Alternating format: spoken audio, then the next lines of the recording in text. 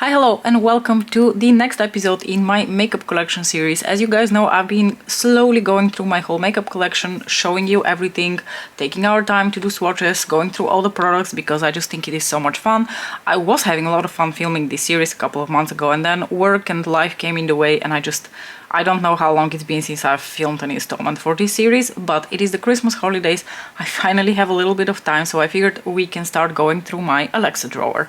I will not be showing you everything in order, so we are currently in my third drawer from the top down because I want to do eyeshadow palettes separately. So I was thinking that today we can maybe cover highlighters and bronzers. So those are this drawer and the drawer below. I figured maybe that would be a fun little, episode to do. Prior to about a year ago, I actually had a very compact highlighter collection. Most of my highlighters were housed in here and there were some random things over here. This was completely empty. And then over the last year or so, I have accumulated quite a few new highlighters. So in fact, I really want to keep my highlighter purchases to an absolute bare minimum. Hopefully next year I don't even buy any highlighters at all because let's face it, I don't need any more highlighters than I already have. So let's just slowly start going through this drawer. Let's start with the two palettes that I have here. So the first one is going to be this Pat McGrath Labs Skin Fetish Highlighter Trio palette. It is one of the oldest items that I have from Pat McGrath Labs, and I also think this is one of the most underrated Pat McGrath Labs products in her whole line. I never hear people talk about this anymore because it's quite old. I get that it's not that interesting to talk about anymore, but I absolutely love both the packaging of this product and the contents of it. The outer packaging sort of resembles, cutouts from like a fashion magazine, and the actual product is in her baked formula. So these are not baked gelée, they're just baked, as you will be able to tell from the nice little dome shape that the products have. I don't really know how I'm going to do this with the swatches, but let's give it a try. So the three shades in here are this bronzy shade, this gold shade and this pink shade. And maybe worth noting, this last shade over here, the one with the pink duochrome, is also an eyeshadow in the Divine Rose 1 palette. So let me close this and give these three a little swatch for you. These are such an incredible formula. I cannot sell this formula enough to you. Okay, I honestly have no idea whether you can actually see anything from the swatches because the lighting is a little bit insane in my bedroom right now. But anyway, the formula of these is insane. They're so lightweight on the skin, they're so pretty. I do love mixing the shades together. I like using them actually as toppers and inner corner highlights, and they're just such a fantastic formula. I cannot recommend them enough. If you're looking for older Pat McGrath Labs products to splurge on, these are fabulous. This is a palette that I still use a lot. Now, a palette that I don't actually use a lot, I never really got into a lot, is this one. It's a limited edition palette from NARS from honestly quite a few years ago. This could easily have been like 2016 or 2017. I don't even know how this is called. Oh, it's called the High Voltage palette, and it contains 1977 Fort de France and Queen, and I do believe Fort de France is a very popular shade in the NARS range. In terms of formula, these are probably some of the most flattering texture that you can find out there, especially if you have more like textured skin, because as you know, highlighter tends to accentuate any sort of like imperfections on your skin. I think this is a very forgiving formula. So if you're looking for something that is much more on the lighter side in terms of, shimmer and metallic finish, I think these ones from NARS are a really good formula. I like the packaging, and I am always surprised at how beautiful these look on the skin. That's probably one of the reasons I haven't really decluttered this palette. I don't use it a lot, but when I do, I'm always quite pleasantly surprised. Okay, let's get into some of the newer highlighters. This is, I think, the newest highlighter that I purchased, yes. This is the Gucci highlighter in the shade Opal Pink. That was a recent release from the brand. This is a very interesting formula because it is sort of like this creamy putty formula. If I like put my finger in it and I press a little bit, you can see my fingerprints. It is a very silky smooth formula, really, really lovely. I think my biggest issue with this highlighter specifically is really the shade.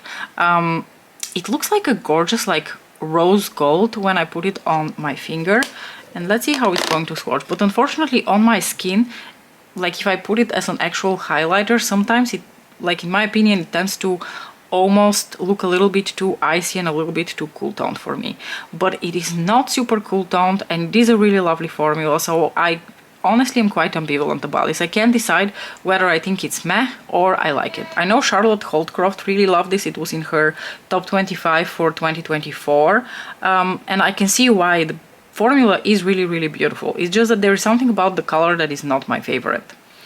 Okay, a highlighter that is actually one of my favorites. If I had actually broken down my favorites into subcategories and highlighter was a category in that, you know, yearly favorite video, I would definitely have included this one. This is one of my favorite highlighter purchases in the past year. This is the CE Skin Transforming Highlighter from Lancome. It was released this past summer. This one is in the shade Medium Glow. This is an absolutely beautiful highlighter. Unlike the one from Gucci, it is not a cream putty highlighter, it's more of a traditional, like, smooth powder highlighter, but it does look really beautiful on the skin, and I absolutely love the color of this. It has just the right amount of, like, gold and champagne and like a little hint of pink. This is a beautiful, like, light rose gold highlighter. A highlighter that was in my last year's favorites, I want to say. In 2023 is this one from Dior. This is one of their couture luminizers. This is still one of my absolute favorite highlighters that I have purchased recently. This is in the shade Nude Glow. I love everything about this. This is a gorgeous baked gelée formula. You can see the Dior logo has even worn off because I do actually use this highlighter a lot. It is such a beautiful, beautiful formula and a gorgeous color. This is a light champagne gold. It is just the right amount of gold, just the right amount of champagne. It is such a beautiful highlighter. These two are very similar in terms of color, but I think there's a little bit more pink in the Lancome one. Next up, we have a little vintage find. I purchased this much later than it was released because other people wouldn't stop talking about it. So this is the Rêve de Camélia highlighter. This is a limited edition highlighter from Chanel from at least, I want to say, something like 2 years ago, and people were really raving about it when it was released, but at the time I was not even remotely looking into luxury highlighters, so I completely missed it. And then when I realized that I would be interested in trying it, it was long gone, but I was able to find it on Vinted for a really good price. So I decided to purchase it. It is a beautiful highlighter. This is also a baked gelée formula, but it is a little bit less gelée, if that makes any sense. Like, when you touch this compared to the baked gelée from Dior, for example, the couture luminizer, this just doesn't feel as gelée in texture as the other one. It is still a really beautiful highlighter, very lightweight on the skin and a really beautiful shade. On me, this pulls very much like a nude with a very light, warm pink tone to it. It is a very natural, really flattering texture. You can see there's really no visible, like, metallic finish. There's no sparkle. It's just really, really smooth. So I can see why a lot of people love this. In here, we have the only two liquid highlighters that I have in my collection. These are my liquid highlighters from Daniel Sandler, and I just realized when I put them in the light that there seem to be some fluffy things floating in here. So I'm not going to swatch these. I'm going to put them to the side and I'm going to decide whether these need to be decluttered. Okay, let's move into this little section here. I'm going to quickly mention the two Dior Glow Maximizers. These are some of my absolute favorite purchases that I have made in the past year. I absolutely love the formula of these. This is in the shade Gold. This one is in the shade Gold, and the other one is in the shade Peachy.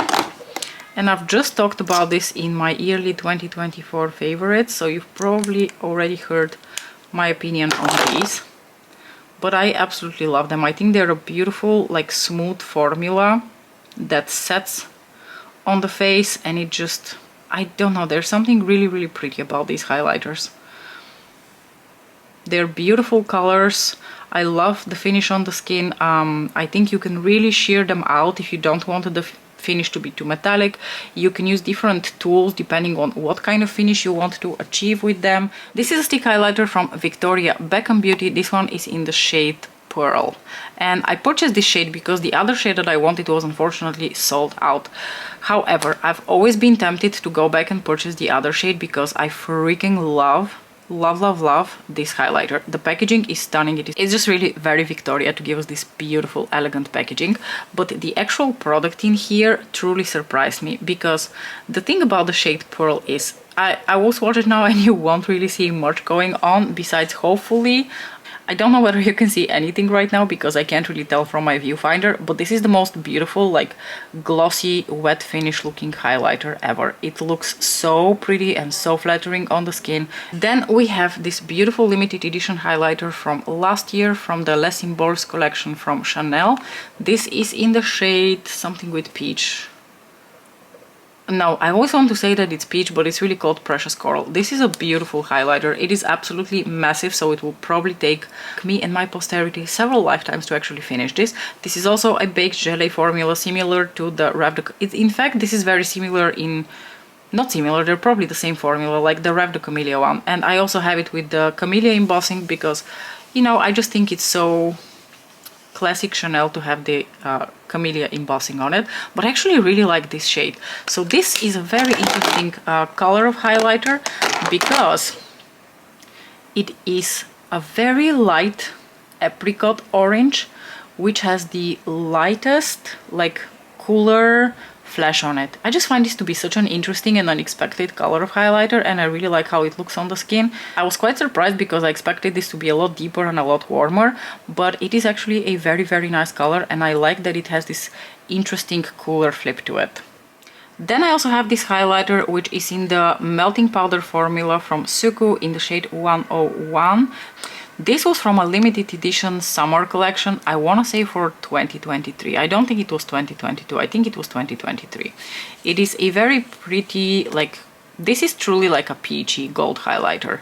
I actually thought the Chanel one would be this shade as well, but surprisingly the two are actually quite different from each other, because the Chanel one, as you will see, has much more of like that apricot-y tone to it, whereas the highlighter from Suku is much more of a true peachy gold. It's a very pretty highlighter. I really like using it in the summer, because in the winter it is in fact a little bit too deep for my skin tone. Do you guys remember when the skin glazing from Nabla was all the rage? This was circa 2019. These were released in 2019. These are a glorious, glorious high-end baked gelée formula in relatively affordable price range. I don't know whether Nabla still makes these, but if they do, and you're looking for a really solid baked gelée formula, go and check these out because they are amazing. The packaging on these is plastic, but by no means does it feel cheap. These are gorgeous. This is in the shade Ozone, and the other color that I have is in the shade Privilege. I still love these to death, and I still use them quite often. These are very similar, if not the same in terms of their formula, to the Dior Couture Luminizer, but just, you know, in a much more affordable price range. I want to say these are something in the ballpark of 20-ish euros, whereas obviously the Dior one is much, much more expensive. But they are flawless. They look beautiful on the skin, they're really smooth, there's no shimmer or glitter in here, and they're really gorgeous colors. The shade Ozone is like a light champagne with a hint of pink, and the shade Privilege is my favorite type of highlighter. It is a peachy pink. Love it. I love both of these highlighters so much. You're going to pry these out of my cold dead hands. Okay, and the rest of the highlighters that are left in here are all from our beloved mother, because I have quite a large collection of highlighters from Pat McGrath Labs. Pat has graced us with quite a lot of different like textures and formulas for her highlighters. We have these baked ones that I mentioned, the skin fetish ones. Then we have what I would consider my least favorite highlighter from Pat McGrath Labs. This is a limited edition highlighter from 2020 or 2021. I keep mixing it up. This is Champagne Gold, and it comes in this beautiful heavy AF outer packaging that you could probably break someone's skull with. If you really wanted to, I think you could break someone's skull with this. Now, the reason I don't like this highlighter is twofold. I don't like the color and I don't like the texture. I'm not usually very picky with my highlighter textures because I tend to be able to wear different types of, you know, level of glitter, metallic finish, smooth finish, whatever you name it, I can probably wear it because I don't have super textured skin. However, this is one of the heaviest, densest, more metallic finish textures, and it is just not my favorite. I just find it to be quite thick and quite heavy, and it just doesn't... I don't like this texture. It just feels like an eyeshadow that is being sold as a highlighter, if I'm being completely honest. I also don't like the color. They call it champagne gold. To me, this is more like a cooler toned pink champagne. There's a lot of mauve in here. I will occasionally wear this when I'm in need of something a little bit more cooler tone, so this is a highlighter that I mostly use in the winter months, but unfortunately it is just not my favorite. I do think the packaging is really pretty. It's definitely a keepsake and one of the reasons that I will keep this highlighter and possibly at some point rehome something else in here, because there's just a metallic pen in here. I should be able to pry this out at some point. But yeah, the actual product that is housed in here is my least favorite highlighter from Pat. Then we move on to one of my absolute favorite highlighters from Pat, which is the Divine Rose highlighter.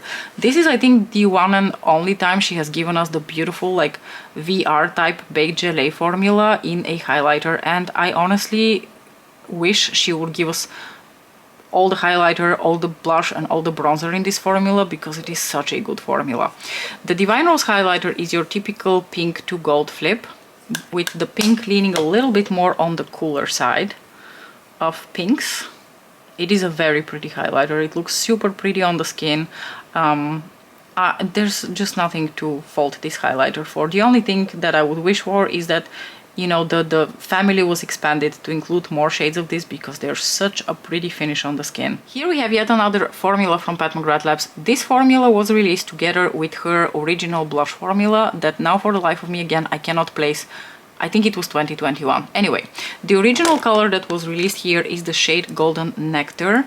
So the original shade that was released with the Divine Blush collection was this one. This is the shade Golden Nectar, and she eventually expanded the whole range to include a multitude of other colors, and out of those colors I chose this one. This is the shade Golden Moonlight.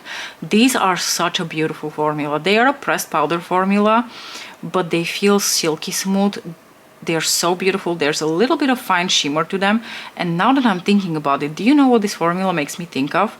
This formula reminds me of the Chanel Ombre Essentiel eyeshadows. It's that same, you know, silky smooth powder formula that just looks incredibly lightweight and flattering on the skin. Now that I'm touching this, I'm realizing that that's what these remind me of. Or more like the Chanel Ombre Essentiel remind me of these, because these are on all the release. But these are beautiful. The Golden Nectar shade is more of like a coppery, peachy golden one, and Golden Nectar is a beautiful light gold champagne. Again, a beautiful champagne shade that is not too yellow, it is not too stark, it is not too dark, it is just absolutely perfect for my skin tone. I really love this highlighter. And here we have two of my absolute favorites. These were limited edition highlighters for the holidays. So let's start with the older one. This is the Skin Fetish Sublime Skin Highlighter in the shade Lunar Nude. So both of these are in the Baked Gelée formula, but it is a Baked Gelée formula that is different from the Divine Rose highlighter. If you know the Mothership palettes and you know the Blitz Astral formulas, I would liken the Divine Rose highlighter to a VR shade, and these are maybe more reminiscent of a Blitz shade. They're beautiful, but these are not going to be everyone's taste. I don't know if you can see it. If I turn it around, can you catch a little bit that there are sparkles in here? So both of these highlighters have some degree of glitter to them. I personally am not bothered by that. So this is the other highlighter that I have in this collection. This is in the shade Venusian Nude. This one is one of my absolute favorite highlighters in my whole collection. You can see I've been going crazy at this highlighter. The actual, you know, embossing is actually starting to wear off. I love this highlighter. But again, this does have some degree of glitter to it, so it is not going to be everyone's taste. Let me swatch two highlighters for you. So this is Lunar Nude and this is Venusian Nude. Lunar Nude is a shade that, even though it is not super cool toned, I tend to pull out a little bit more when I'm doing cooler toned looks. In fact, it reminds me a little bit of the shade of Pink Opal from Gucci, in the sense that somehow on my skin, when I swatch it like this, it doesn't look very cool toned, but when I use it as a highlighter on my cheekbones, combined with blush and all, it does actually pull a little bit more cool toned. The shade Venusian Nude, on the other hand, is the absolute perfect, you know, peachy beige. This is a highlighter that literally goes with everything. But you can see, or hopefully you can see, there's a little bit of glitter in here. So I know these are not going to be everyone's taste, but I just love how they look on the skin. They have that gorgeous, you know, wet shine, glossy effect on the skin, and I find them so, so beautiful. Okay, welcome to my bronzer drawer. I naively thought that we can go through bronzer and highlighter relatively quickly because I don't have that many in terms of numbers, but here we are. I've already been rambling for half an hour just about highlighters. So let's quickly switch to bronzers now, shall we? Let me first show you the two that are here on the side of the drawer before we go into the insert. First up, we have the quintessential Soleil Teint de Chanel bronzer. This is the original one from a million years ago. I don't even think they make this bronzer anymore, but I still absolutely freaking love this. I do still use and love this bronzer a lot, and as you can see, I also have a rather significant indentation in it. Oh, this is really difficult. This is a really pretty formula, a really gorgeous color. The tone of this bronzer is definitely a little bit more on the like yellow sandy side, but I absolutely love how these sort of undertones look on my skin, and this formula is still buttery, creamy goodness that just looks absolutely flawless on the skin. Love this bronzer even though it is literally 7 years old. I bought this in 2017 and it still performs like day one. So good. In contrast to that, we have one of the newest bronzers in my collection. This is the Soft Sculpt Transforming Skin Enhancer from Makeup by Mario in the shade Light Medium. This is another absolutely beautiful bronzer. As you can see, much more, you know, neutral to cooler toned in nature, and also completely different formula. This is a much more emollient formula that, you know, this is creamy, but it's not as emollient, whereas this is creamy, but it is also quite emollient, as you can see. So it has a little bit more shine, but it is a really beautiful undertone. I really like the undertone of this bronzer. How shall we do this? Since we're doing creams, let's just continue with the creams and the liquids. I have two random ones here. So this is the contour stick from Victoria Beckham. Mine is in the shade... Gosh, I wish I knew which shade this was. Sandstone. This is in the shade Sandstone. This is the only like contour type product that I have in my collection. This is a really beautiful contour stick product. As you can see, Sandstone is technically a little bit too deep for my skin, but I actually prefer that because I think the lighter type shades in this formula looked a little bit too gray for my skin. This is just perfectly neutral, and when you blend it out, it really looks like a little shadow. I really love the formula of this. I really like the shade. This is a really good product from Victoria Beckham. Here is another product that I have featured in my 2024 makeup favorites. This is another one of the Forever Glow Maximizers.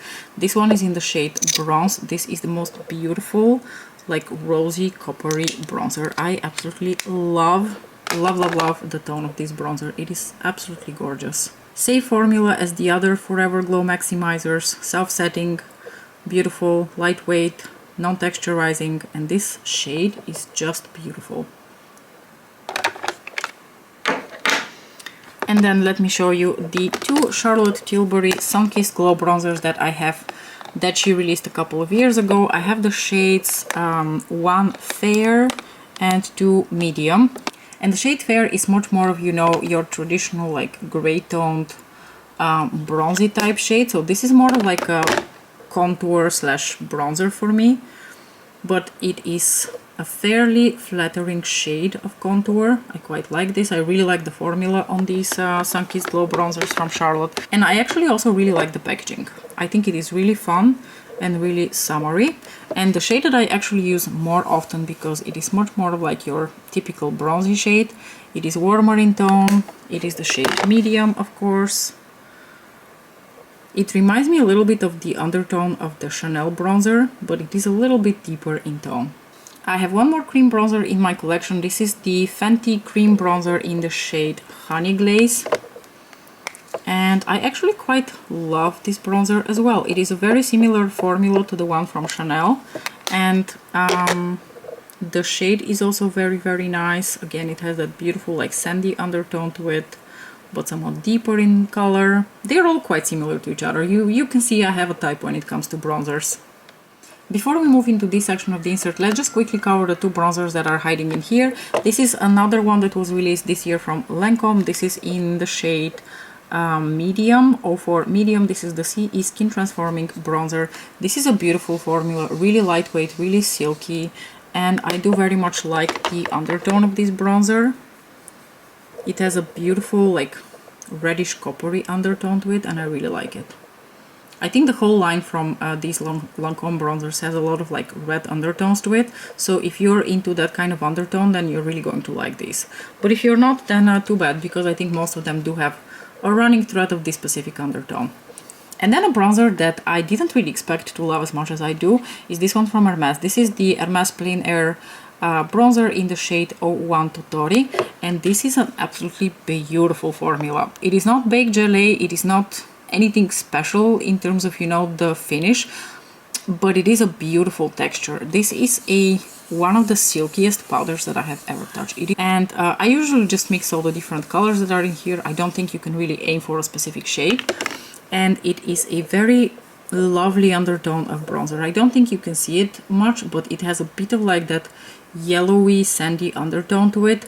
It is not a neutral toned bronzer though. So if you are looking at these bronzers from Hermes and you want to buy something that is a little bit more of like a contour shade, this is not it. It is the lightest shade in the range, but unfortunately it does run a little bit warm. Alright you guys, we're going to have to speed up a bit because my battery is about to die, so we need to cover these bronzers Speedy Gonzalez style. So let's go through this little insert here. I have my Hourglass bronzer in a little mini size. This is the shade Diffused Bronze Light. This is one of my favorite, if not my favorite, winter, you know, cooler toned bronzer because it is just perfect. It's in that beautiful baked formula from Hourglass, but it is also the most perfect undertone. This, unlike the Totori bronzer, this is a true neutral to slightly cooler leaning bronzer because it has quite a bit of like those pink undertones to it, but it is not gray. It is not gray, it is not grungy, it is not greenish on the skin, it is just perfect. I absolutely love it. Speaking of favorite bronzer kind of shade, this is one that I absolutely love. I love everything about this bronzer. This is the Victoria Beckham Bronzing Brick in the shade, I want to say this is the shade 2. Yes, this is shade 2. I usually just mix the two shades together, and what I get is something quite similar to Diffused Bronze Light. Oh, it's been a while since I've swatched these side by side, but in fact the shade from Victoria Beckham looks much more warm toned compared to the Hourglass one. So if you want a truly like neutral cool leaning undertone of bronzer, go for Diffused Bronze Light from Hourglass, because even the one from Victoria Beckham has a little bit of warmth to it. But this is a gorgeous bronzer. I absolutely love it. The powder is silky smooth on the skin, gorgeous. The packaging, 10 out of 10. Everything about this bronzer is just perfection. So Nabla also released bronzers and blushes in this beautiful baked gelée formula, and I did purchase this one. I actually took it over from Alice because she wasn't super happy with the undertone. But this is the shade Dune, and again it is a beautiful, it's not neutral tone, but I would also not call it like warmer tone. From what I can recall, this has a little bit of like a reddish undertone to it. It is beautiful. I really love this bronzer. I love the finish. Absolutely lovely. Then we have, of course, my 3 bronzers from Pat McGrath Labs. This is the shade Nude Honey, which is one of the lightest and most neutral shades in the range. Love this formula. This is one of the most long-lasting formulas that you're ever going to encounter on the market. Then I've got this shade here, the shade Desert Glow, which is much more of your traditional warmer toned bronzer. I use this one a lot. I actually use Nude Honey the most. I think out of the 3 that I have, I use Nude Honey the most. Look what a beautiful undertone that is. I do like Desert Glow, but Desert Glow is just not a very unique one, whereas I find Nude Honey to be also quite unique. And finally we have the shade Mahogany, which is also a really interesting undertone. This is a shade that is geared towards people with a very dark skin tone, but I absolutely love this as like a neutral, like contour type bronzer when I have a little bit of a tan. It is beautiful. I love the undertone of this. One of my absolute favorite bronzers, this one from Gucci. Absolutely love the packaging of Gucci. I'm such a sucker for their packaging. This is the bronzer in the shade 03. This is another one that is more of like your classic bronzer shade, but it is such a beautiful formula. Very smooth, very luxurious, very high-end feeling on the cheeks. This is a really lovely shade. I find that it doesn't really lean too warm or too orange, so it is a classic bronzy shade, but it is just such a beautiful flattering one. This one is really old. This is from an old limited edition collection by MAC, and this is in their the extra dimension formula. This is in the shade Delphic and it is a gorgeous baked gelée formula. Even though this thing is almost 10 years old, it still performs beautifully. I love how this formula looks on the skin. So until a day comes when I cannot get anything out of this bronzer, it is staying. Look what a beautiful finish on the skin this is. Glorious. Then we have a bronzer from Dior. This is from their natural bronze line. This is in the shade Deep Bronze. And I sort of purchased this a little bit on a whim because I was looking for a shade of bronzer that has strong red tones to it that I can use during the summer. So this is just a little bit more red toned compared to Mahogany from McGrath Labs. And again, I really love using this in the summer when I have a bit more of a tan and I want something with like very strong like coppery red tones to it. And finally, one of the oldest bronzers in my collection. This is the Too Faced Unicorn Tears bronzer that has the silly little unicorn in it that I think is meant to be used as a highlighter. I usually just swirl my brush across the whole thing, and if I get a few of those purple flakes, I'm not really bothered by it. The reason that I have not decluttered this bronzer is because it has the absolutely most beautiful texture on the skin. Can you see how beautiful and lightweight this is? I don't really know how to explain to you. I don't know what kind of magic they've done with the formula of this bronzer, but even though it's not baked, it's not anything special, it is just such a beautiful formula. It has a little bit of a sheen to it, so it's not a flat matte. Absolutely love this bronzer. I've considered decluttering it a couple of times because this is also a bronzer that is going on up in the years quite a bit, but I just cannot because I love the undertone and I love the finish. Alright you all, my battery is literally about to die, so I'm going to call it quits. I hope you enjoyed my highlighter and bronzer collection episode and I will see you in the next one. Bye!